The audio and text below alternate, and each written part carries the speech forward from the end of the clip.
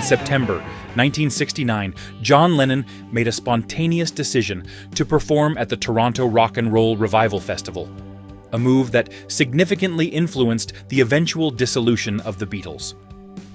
The festival, held on September 13th at Toronto's Varsity Stadium, was initially conceived as a celebration of 1950s rock and roll legends, featuring artists like Chuck Berry, Jerry Lee Lewis, and modern acts such as Alice Cooper and The Doors.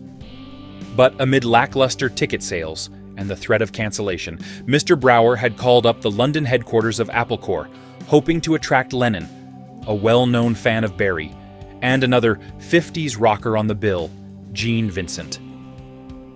At that time, the Beatles had ceased touring, with their last concert held in August 1966.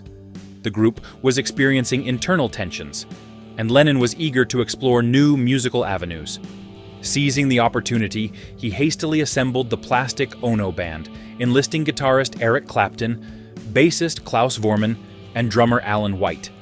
The ensemble had minimal rehearsal time, practicing briefly during their flight to Toronto, and once more before taking the stage. This impromptu concert had profound personal and professional implications for Lennon. The experience of performing with the Plastic Ono Band reignited his passion for live music and provided a sense of artistic liberation. The buzz was incredible, Lennon told a British music magazine soon after returning to the UK. "I never felt so good in all my life. Everybody was with us and leaping up and down doing the peace sign."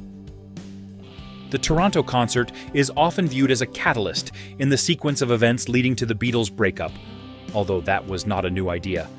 Ringo Starr had threatened to leave during the sessions for Sgt. Pepper's Lonely Hearts Club Band.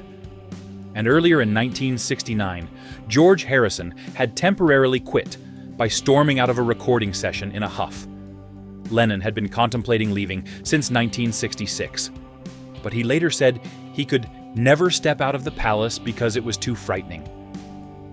But only hours after facing 25,000 people in Toronto, a newly emboldened Lennon returned to London, determined to finally bury the Beatles once and for all.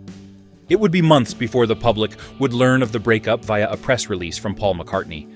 But in the Beatles anthology, released in 2000, Ringo Starr himself gave Toronto due credit for the band's demise.